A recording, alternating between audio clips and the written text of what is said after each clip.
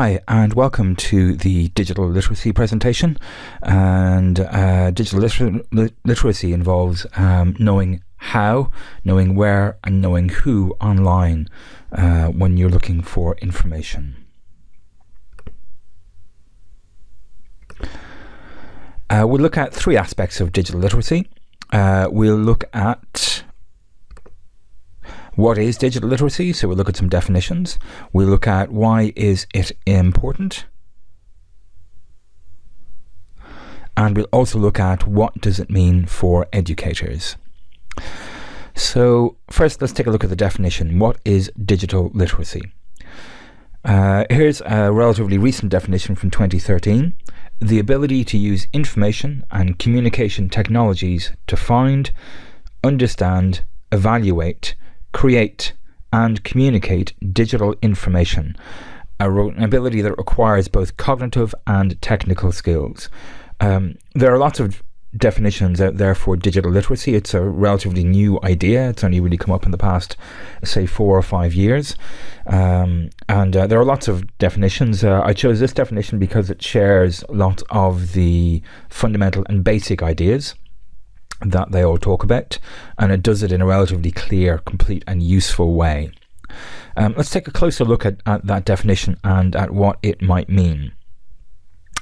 The definition stresses technical skills, so the ability to use digital tools, software and websites effectively and efficiently. And by digital tools here I mean software, and I also mean devices as well, smartphones, laptops, tablets and things like that. It's the ability to use search engines, social media, RSS feeds, blogs, online journals, email, chat, browser functions, curation tools, and whatever else it is that you need to use to achieve your ends and goals online.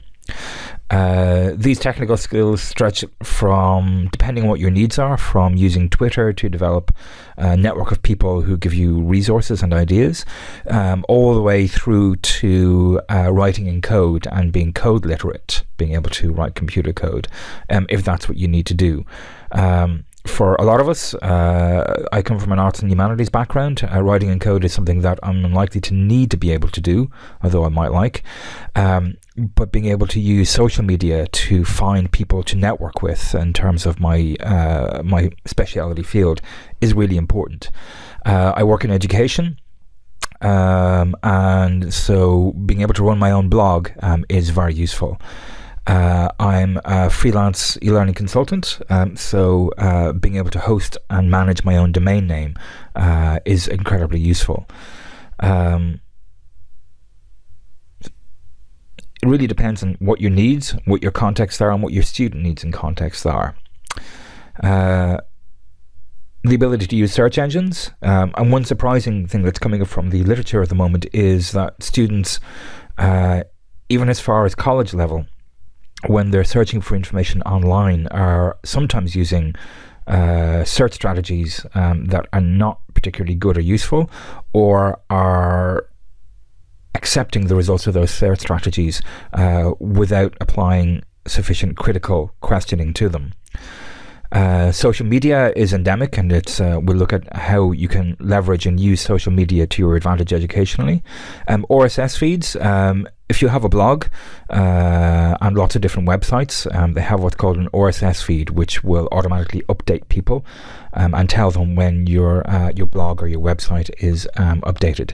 If you run a site, it's very useful, but if you're monitoring 30 or 40 different sites, an RSS feed means that you can use a piece of software, a reader, to aggregate these in the one place, and instead of visiting 40 different websites, which might take you 2.5 hours, you can access your reader and scroll through all the updates in 5 minutes. Online journals and blogs, email, chat, browser functions. Digital literacy is really the ability to use the tools that you need to use and to use them well. This definition also stresses cognitive skills, the ability to assess multiple information streams, to sort, organize, categorize and judge material, the ability to remember where to look for things, the ability to connect ideas, to know how to search, to think laterally and logically and critically. And these cognitive skills are probably ones that are recognized by almost, I'd say, universally by educators. Perhaps the first one, the ability to assess multiple information streams, is different nowadays because of the abundance of information on the internet. But the ability to sort, organise, categorise and, very importantly, judge material is a key literacy, both in digital literacy, in sorting, assessing, working out, judging and criticising information online.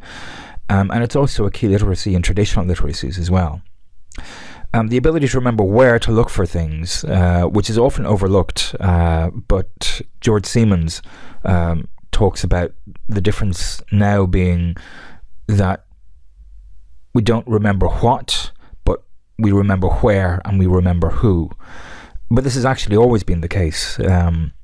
If we think about the amount of our memory that we farm out to the act of writing, the amount of our memory that we farm out to other people, the amount of our memory that we farm out to our address books and phones. We've always relied on technology, be it writing, be it phones, or sometimes we've relied on our social contacts to be part of our memory. And on the internet, this is still the case. We need to remember who to ask, which particular people have which particular expertises. The ability to connect ideas, which is very, very useful in critical thinking. And if we're trying to develop critical thinking in our students, we're probably looking at connecting ideas and lateral thinking as well. And that's incredibly useful in terms of digital literacy, because with this large abundance of information, it becomes very important being able to weave it together, to make connections and to make sense of it. The ability to know how to search for information and to think laterally, logically and critically. And these again are exactly the same as you would find in traditional literacies.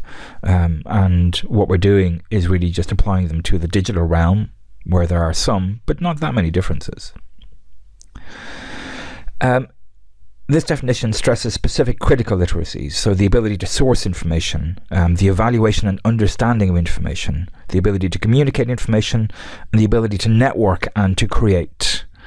And again, these critical literacies are probably quite familiar. The ability to source information, if we're trying to develop our students and our course participants to be autonomous critical thinkers, part of what we focus on is teaching them the tools to source information, where to find information, where to find good information. And then having done that, we look at evaluating and understanding it. We look at evaluating what constitutes good information, what constitutes bad information, what's a good argument, what's a bad argument, what's underpinned by evidence and what's just opinion, what's biased without knowing it, what's biased and admits it's biased, and what's objective. And then we look at understanding that information, making sense of it, making the connections, applying it to what we need to the projects at hand that we have and those things. Digital literacy has a strong focus on communicating because of the communicative abilities of digital technology, and probably a stronger focus than traditional literacies and traditional learning and teaching have, that your ability and capacity to communicate with others is going to be online is going to be a huge treasure trove of knowledge and resources. And it's also an unparalleled ability to communicate as well. And it's also in many cases completely free, apart from the time and effort that you put in. And that leads on to the idea of networking, which is that in digital literacy, people tend to put a certain amount of time, sometimes quite a lot of time, into developing the networks of people that they know, their professional networks, their knowledge networks. If there's a focus on knowing who and knowing where, developing a network of who, developing a network of people who can tell you that is very, very useful. And the fact that with social media, these people are always available in one way or another makes that very useful. So in digital literacy, being able to negotiate that network of people, being able to build it and being able to use the media to do that is really important. And creating as well.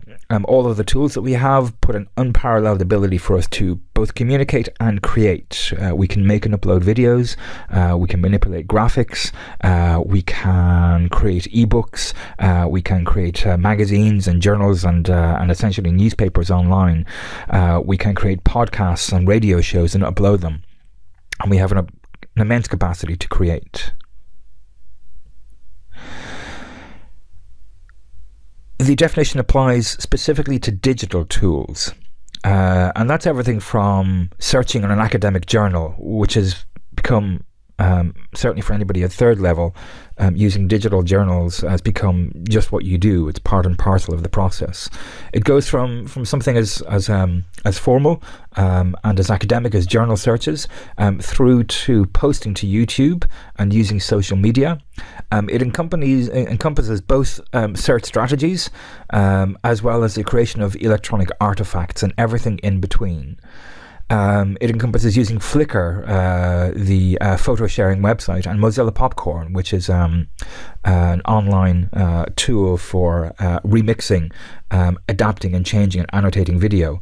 It involves Summon and Skype. Summon will be DIT's academic search gateway, and Skype for video conferencing. It involves managing information using curation software and also managing your own domain name. It applies to pretty much anything in the digital realm that you need to do, and that's going to vary from context to context, from person to person, from student to student. And digital literacies will have different focuses and different emphases, and that won't look the same from discipline to discipline, from level to level, and from institution to institution. Digital literacy is not really a break with traditional critical literacies. It's more of an extension. Many of the critical skills that we seek to develop are those that we seek to develop in offline contexts.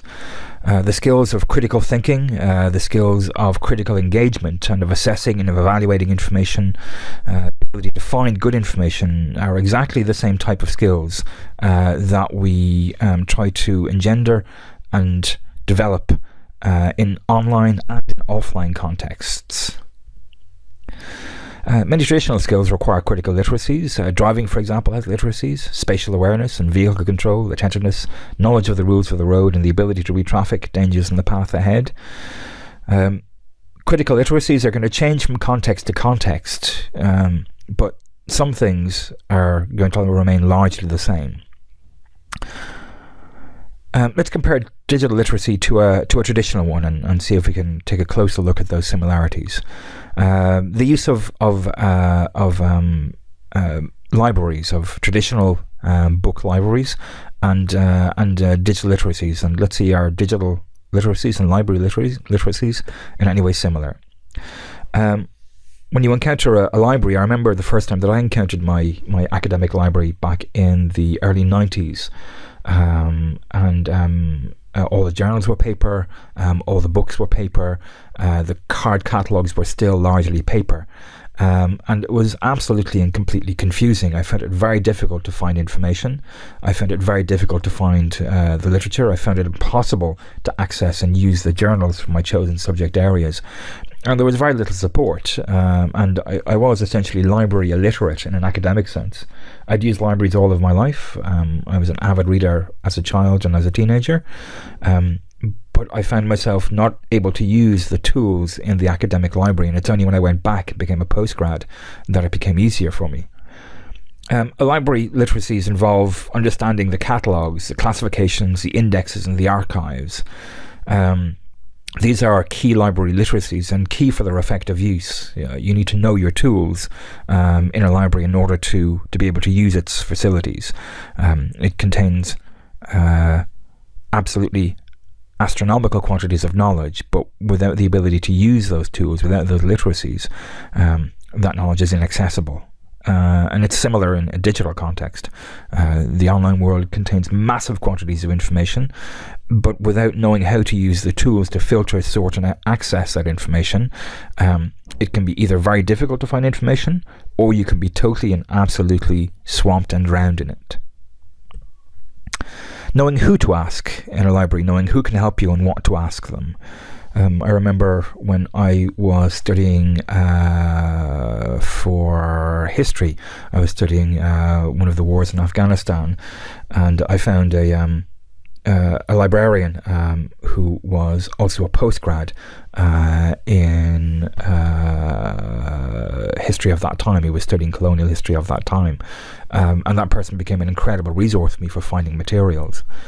In a traditional library, knowing the librarians, knowing who are good people to ask, knowing who have subject expertise in your area, and getting them to know you and developing that relationship can be extremely important and very useful in maximizing your ability to extract information from a library. Online, knowing who can help you and knowing what to ask them are also key. There is an unparalleled ability to access and to engage with people, and lots of the socially based techniques for generating knowledge are exactly the same. Knowing who among your lecturers is going to give you good directions and is going to give you focused, clear feedback and good suggestions for reading is invaluable in a college environment. Knowing who amongst your network of people that you connect with online has good, pertinent, easy to access information on the tasks that you're interested in, on the ideas that you're interested in, is also incredibly useful. Even though we're online, we remain social people. And although lots of people talk about how what we do online is revolutionizing us, we're also the same people online. We also engage in the same way. We also have the same knowledges. We also relate socially with one another, and we also negotiate, trade and barter ideas and information in the same way. We are who we are online, and that is exactly the same as we are offline. Knowing what the tools are, where they are, what they can do, and how to use them to find information. This is a microfiche machine, which lots of people may recognize, and some people will find completely bizarre and unusual. And a microfiche machine was something in the 80s and 90s that was absolutely essential for research. And I remember finding a very good librarian in the ILAC Centre who took time out to show me how to use a microfiche. And it took me weeks of practice to get used to using one in terms of finding the information. In a library, you need to know what the tools are. You need to use the card indexes, you need to use the digital indexes, you need to understand the structure of the journals. You need to know where those tools are, you need to know what they can do for you, and you need to know how to use them to find information. For a microfiche, you slot in the old style versions this piece of glass, and then you have an X and Y axis, and they're devilishly complicated machines. And if you don't know how to use one, it's very difficult to search newspaper archives. And if you do, then the entirety of the newspaper archives from the 1750s onwards are opened up to you.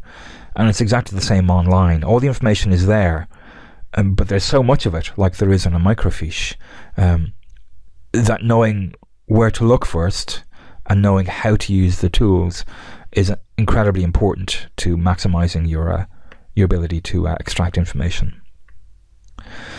Knowing what sources to trust, knowing who and what to accept, question and refute. This is a basic critical literacy. It's something that we look to develop in our students offline, reading through newspapers, reading through media, engaging with news, engaging with academic papers.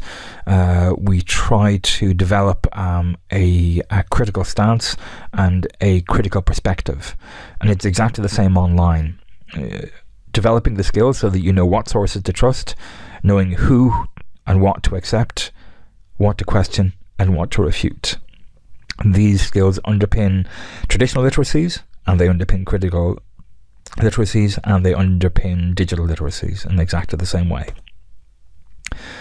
Digital literacy is built on the same skills. It's an extension of the literacies we already practice. Technical knowledge of tools, knowledge of procedures, knowing who to ask, and sifting and sorting through the facts, figures, truths, and fictions. In digital literacy, the only difference really is it involves being fluent in the technical, social, and information landscapes of digital environments. And there are some specific differences to digital environments we'll look at. It involves having mechanisms for coping with the abundant information that you find online, which is one of the differences. But ultimately, these are skills that both digital and traditional literacies share. Let's take a look at some of the differences. The sheer abundance of information and the variety of tools online is astounding at times, absolutely astounding. In online contexts, knowledge, people, perspectives, and opinions are hugely abundant. more abundant and available than at any time in history. Tools are plentiful, powerful, and content and tools are constantly changing and can be overwhelming. The rate of change of tools and of knowledge is rapid, and sourcing and assessment are more distributed, networked, and reliant on others online than they are offline. And this sheer abundance is a huge issue. It shifts the importance of literacy slightly, I think. The ability to use tools becomes in some ways more important and more sharply important than it does offline, because online you're faced with such a huge amount of information that it is absolutely essential to be able to organize it rapidly and effectively. And we're also having to probably make assessment a more important and central literacy as well, because there are so many perspectives, there's so much information, and it's so completely and perfectly available constantly and all the time, that people are more and more having to engage with information and knowledge by themselves, solo, and being able to assess it critically, being able to judge it, being able to evaluate it well becomes a key skill.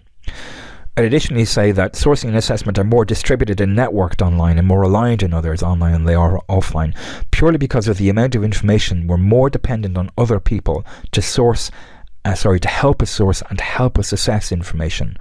The network of people that you have becomes more important, and people spend a lot of time building a good quality network online of people who are engaged with or related to their particular fields of interest, largely because there's no way that one individual can make it through all the information. But if you have a network of 200 people, all of whom, or most of whom have good quality critical resources, are good at assessing and judging, and turn up good resources on a regular basis, then a lot of your sourcing and assessment is outsourced to them. You're reliant on them to give you resources, and you contribute your own in return, and you're reliant on them to do some of the assessment. That you will know that there are some people whose resources that they post as links you will read all of the time because they're really high quality, and there are some people that you may ignore most of the time because they're not evaluating resources particularly well. And being able to source and assess individuals to help you in your evaluation and finding becomes more important online. It's something we do offline. We trust authorities to a certain degree. We have more or less respect for particular institutions. There are individuals who work in our field who have reputation for knowledge, for objectivity, and for delivering good quality content, and we tend to trust them more than other people. And this perhaps becomes more important online. It's not a different skill, it's not a new skill, but it's one that's given more emphasis online. This abundance of information means that sourcing, selecting, and sifting information are key. Our ability to rapidly assess the quality of what we access helps us cope with the quantity. And our technical skills with tools, our technical literacy helps hugely here. And that sheer abundance of information is a big difference. It does mean that being able to use the technologies well, and being able to use the social engagement well, being able to develop a network of people who deliver good quality resources really helps with that rapid assessment of quality. Our technical skills, our social skills, the network that we build, and our evaluation skills are hugely important in making sense of the huge quantity of information and material that we're presented with online, and they are key parts of digital literacy. Online, we rely on groups of people to help us assess, filter, sort, and locate resources, and we rely on groups of people offline as well. We rely on trusted sources, the people we know, the services and sites we use to help us winnow out what's information from what's inessential. We use our digital literacy to help build and exploit these networks, their sources, sites, people, and technologies. Offline, we would use things like reading peer-reviewed articles in journals and putting a certain amount of faith or trust in that. I know if something appears in The Lancet that I'm much more likely to trust it than if I read it in the Reader's Digest. And it's that sort of ability to evaluate sources, offline and online, that's quite key. Online, we probably rely more on groups of people to help us assess, filter, sort, and locate resources. Because we can communicate so effortlessly, because we can reproduce those communications, and because there's so much information, exploiting and mining the network of people that you know for resources is very, very useful. We rely on trusted sources. The people that we know, as you develop relationships online, you develop a sense of the quality of the information that people give you. You also tend to develop a sense of the quality of the services and sites that you read. So you know that in educational technology, for example, there are some sites which are going to have very particular perspectives. So you'll have some sites which will come from cognitive schools. You're going to have some sites which are heavily influenced by constructivism. You're going to have some sites which are heavily geared towards practical, everyday examples of use of technology and things like that. We evaluate the services and sites that we use and to help us winnow out what's information from what's inessential for us. We take a look at the perspectives that they come from. We also take a look at the degree of evidence that they use, and we assess websites and we assess services in the same way offline as we do online. We use our digital literacy to build and exploit these networks, their sources, sites, people, and technologies. Abundance, scope, and access are perhaps the key differences between digital and traditional critical literacies. The amount of information available, the unparalleled ability to share, communicate, and delegate our assessments, experiences, artifacts, and ideas across a range of people. The unparalleled power and availability of the tools with which we do that. This is the key difference. The amount of information, the breadth of information, and the ease of access to that information and to people are the key differences. And that tends to push us more towards having to be able to use the tools well, to knowing what they are, and being able to exploit the community of people who share similar interests to help us with that assessment. There's such a sheer volume of information that actually finding it and processing it is something that one person can't do. But a network of people sharing their ideas, resources, and experiences of the community can do a much better job of that.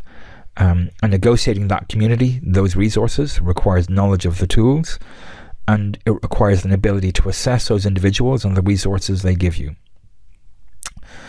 And that's probably the kernel of digital literacy.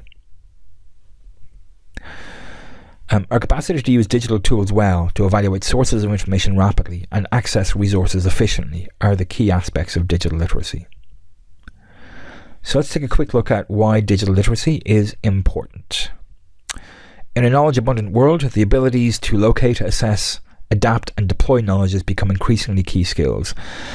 Accessing knowledge is no longer a challenge, managing it is. And digital literacy is the art and skill of managing abundant information efficiently, effectively, and rapidly. 20 years ago when I was in school and beginning to go to college, we didn't live in a knowledge-abundant world in the same way. Academic knowledge was in libraries and was on late-night BBC if you watched Open University. Nowadays, information is hugely abundant. You can access the research papers from Kern from your living room. You can access the Vatican Library from your kitchen table over breakfast. You can access your own institution's library while you're on holiday in the Costa del Sol. Accessing knowledge is no longer a challenge, but there's such a huge amount of it that managing it is. And by managing it, I mean finding it, sourcing it, adapting it, and deploying it. Digital literacy is the art and skill of managing abundant information efficiently, effectively, and rapidly. And this is the knowledge landscape that we exist in, and it's only going to accelerate. access is only going to accelerate and become more omnipresent, and employers and institutions are increasingly going to expect their participants, their teachers, their students, to be increasingly comfortable in that world. Digital literacy prepares our students for the demands of information-abundant professional contexts. So not only is it important for us as educators in terms of keeping up with our field, but it's also something increasingly that our students will need to be fluent in, to have good digital literacy. As the knowledge landscape changes, accelerates and evolves, our literacies must become more digital to cope with change. Our knowledge landscape is increasingly characterized by its digital nature, and digital tools are the only tools which are capable of coping with that are digital tools. The knowledge contexts our students engage with are likely, as they go on in their professional lives, to be informal, ongoing, and omnipresent. Our students will acquire both technical and critical skills as profession-driven, ongoing, lifelong informal learning becomes increasingly central to their professional lives.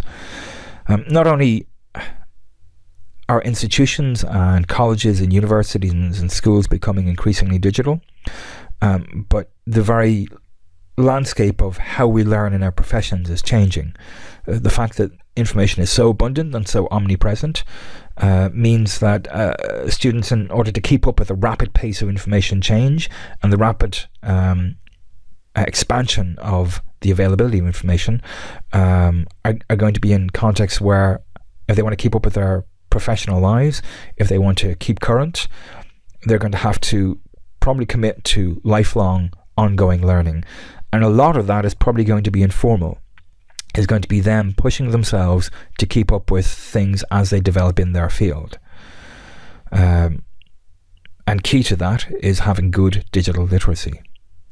Lifelong, informal, networked learning tends to happen more and more online, and digital literacy underpins the skills these environments require. For teaching our students digital literacy, and if we're practicing it ourselves, it is informal. It is networked in that it relies on connecting to people online. It is, of course, online. And it's probably something that we're looking at as a lifelong endeavour, because we're doing it to keep current with our fields, to keep current with the pace of change, to keep current with the new and expanding knowledge landscapes that we encounter and inhabit. We teach critical literacies to prepare our students for higher order thinking, and I'm talking about traditional ones here. We've always taught these traditional critical literacies to prepare our students for higher order critical thinking, to develop learner autonomy, and to try and prepare them for the professional and personal worlds they will deploy their skills in. Ideally, we want our students to come out the other end of their institutions as being autonomous, self-directed, skilled critical learners, and we teach digital literacy for exactly the same reasons. Employers are increasingly calling for self-directed, digitally literate and critical thinkers, and this is another reason why digital literacy is becoming a more emphasized and important skill for our students. We also know that students are actively looking for their tutors to demonstrate digital literacy and digital tools in pedagogically sound ways as part and parcel of their learning. And this has come out from a couple of studies over the past couple of years, which have looked at things like digital natives and student perspectives. The ECAR study of student preferences in 2013, which has over 100,000 respondents and from 14 different countries around the world, including Ireland, indicated clearly that students want their educators, their teachers, to demonstrate the use of digital technologies in class in ways that are directly tied into what they're doing at the time. They don't want separate digital literacy seminars. They want it to be hands-on, driven by the tutors themselves in ways that are directly tied into the learning that they have or that they're engaged with. And we also know that lots of students are not translating their own technological fluency into pedagogically sound digital fluency. There's a lot of evidence indicating that students' fluent use of technology in their social lives is not translating well into learning environments. Students both want and need this critical literacy guidance, and they both want and need digital literacy guidance in exactly the same way. In an information-abundant world where access to information is no longer limited, assessment, filtering and managing information become key skills, and part of education lies in developing the skills to navigate these contexts. What does this mean for educators? Student use socially may be endemic, fluent and native, but it may not be translating into educational use. Here's a quote from a recent paper. The quote is on the reference is on the website. Students did not appear to understand the potential for technologies to support learning. Instead, they looked to their lecturers. This is a paper talking about digital natives, i.e. people born after the 1980s who are supposed to be perfectly fluent in digital technologies. And this paper was it's in the UK across two universities. A polytechnic and two universities and colleges, one that used to be a polytechnic and one that was always a university. It's across socioeconomic boundaries, and it looks at social science and engineering faculties, so it's across disciplines as well. And they concluded that students were not translating their technology use into to support their learning. And they also concluded that the biggest driver for students implementing technology usefully and well in learning was not their age, was not their gender, was not the discipline they studied. It was their instructor's use of technology in the classroom. That was the biggest determiner of what technologies people used and how well they use them. And there's a lot of evidence coming out at the moment that's indicating that students are not necessarily using technologies innovatively, creatively, or pedagogically well in their learning. We're looking at a situation where digital literacies both can be taught and probably should be taught, as the assumptions we have about students coming in being perfectly fluent in technology and applying that to their learning, a lot of them are not panning out in the studies. And a lot of studies are showing that students are nervous or lacking confidence about deploying technologies, are not innovative and engaged hugely with different technologies, and are actively looking to their institutions and their educators to guide them in technology use with their learning. We know that educators are the key drivers of student technology uptake in education. It's more than student age, more than demographic or discipline. It's tutor and institutional technology usage in the classroom that drives student technology use for learning. It's always been the case that educators, as models of critical literacies and as models of learning techniques, have been key drivers of how students engage with critical literacies and learning techniques. And this holds true as well for technology. Educators appear to be, as well as the institution, the key drivers for the majority of students and how they use technology in their learning. And that puts a large responsibility on us as educators to model good and effective use. Digital literacy also allows our students to protect themselves in their new, open and at times dangerous online worlds. The world online is permanent, archived and endlessly copyable.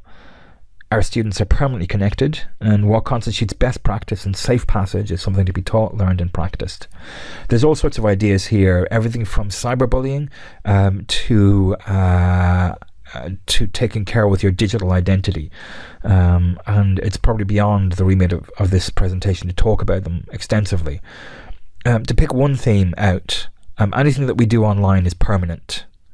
Somewhere somebody has archived what we put up online, and it's perfectly easy to copy that endlessly and immediately. And And that's just one aspect of digital safety, that in how we engage with that idea, the permanence and the archived and the endlessly reproduced nature of online engagement and interaction, and what that means for how you do it. This is a part of digital literacy, thinking about your identity online, thinking about what that means, thinking about what you post, how you post it, how it will reflect on you in 20 years' time. And our students are going to benefit from us modelling that aspect of digital literacy, modelling what constitutes best practice and modelling what constitutes safe passage, both in working out what's good and bad online, what's responsible and irresponsible, what's ethical and unethical, and how we should conduct ourselves. In both senses, in terms of modelling critical literacies and also in terms of being safe, we have a duty to model safe, responsible and effective strategies for online engagement as educators. We're hugely important in modelling that. We're key drivers in how students will use that technology, and our use of technology needs to be literate, it needs to be effective, needs to be efficient, and needs to be safe. To model good etiquette, effective critical engagement and focused educational strategies for leveraging technology and learning is probably a key role that educators have in their technology use. And to model good literacy skills for our students, we must develop and deploy these skills ourselves. If we want our students to follow our example, or if we want our students to develop good practices based on what we do, we must have those practices ourselves. We must be literate with tools. We must be literate critically online. We must be aware of the pitfalls and possibilities, and we must model good strategies to engage with them. We need to display and model technical and critical literacy and add clear value to our own and our students' digital practices. So not only do we need to display and model this technical and critical literacy, but we know that students are looking for us to say and display quite clearly why they should use tools. And this came out from the ECAR study of 2013 with over 100,000 respondents, that students are looking for their educators to demonstrate this, but also to tell them why they should use these particular tools. Lots of students are unwilling for various reasons to engage with technology in the classroom. Some of them want to keep their social media separate and private from their educators. Some of them are worried about, in fact, a lot of them are worried about privacy. A lot of students are unsure how best to use technology in their own learning. And a lot of students value the distraction-free engagement they can have with things like books and paper journals and things like that. And in the ECAR study, students were very clear in saying that we're happy to engage with technology, but we need our educators to tell us how this technology use is useful to our aims and goals. So we need to display this and model it well, but we also need to be aware ourselves of how it's useful and why we're doing it, and to impart that knowledge clearly and effectively to our students. That's enough of the responsibilities. Let's take a look at some of the opportunities that digital literacy opens up to us. Knowing how to record video and upload to YouTube makes you a broadcaster, and this is a kind of a theme with digital literacy. It's the move from consuming content to producing content. It's never been easier to communicate with massive quantities of people for absolutely nothing, for free. You carry a very good quality camera around in your pocket pretty much every day, and your ability to connect and create is more powerful, more omnipresent, more open, more accessible, and freer than it's ever been. Knowing how to run a blog puts a printing press into your classroom's hands, and that can publish to anywhere in the world at any time on any topic, and invites the world to respond, push back and engage in return. And knowing how to do this well, knowing how to use social media to your advantage, can reap all sorts of benefits. For example, if you're active on Twitter and your class are blogging about a particular topic or subject, if you're clever about how you publicize that, it's quite possible that the people that you're reading, if they're active on Twitter, might contribute to the blogs that your students are writing and might engage. It's not as unusual as it sounds. Knowing how to build a network of peers on social media makes available a flow of expertise, advice, ideas and resources that you can customize, tailor and maintain according to your needs. Being able to use social media to create a network of experts in your area who help you find, evaluate and source resources is incredibly powerful. It reminds me of Cardinal Newman's original ideas for a college, which is where you have a community of motivated, intelligent individuals exploring their own curiosity about a topic and a subject with the support, advice and help of their peers. Except in Cardinal Newman's day, it was envisaged that this would be a group of 14 people who are quite wealthy and had enough leisure time and were therefore rich to pursue this project. With online tools, this is something that's open to anybody in the world who has access to a computer and access to an internet connection. We can create this college of peers, and the more effort we put into creating that network, the more expertise, advice, ideas and resources that we have. Knowing how to use something like an RSS reader like Feedly, which is on feedly.com, allows you to make the web deliver what you need. Knowing how to blog and manage a domain, use graphics and video tools and sites makes you a producer rather than a consumer. Knowing how to curate information makes you a net native and an archivist. And knowing where and how to look for information opens up a knowledge vista unparalleled in our experience of human history. Thanks for listening. I hope it was useful. For digital literacy resources, please check mookie.org/literacy, and please tweet and blog your thoughts. And if you're on Twitter, use the hashtag Mookie hashtag if you would. The website mookie.org/literacy has all of the papers quoted in this presentation, and it also has a link to the audio-free presentation as well as additional resources for you to take a look at if you're interested. Thanks very much.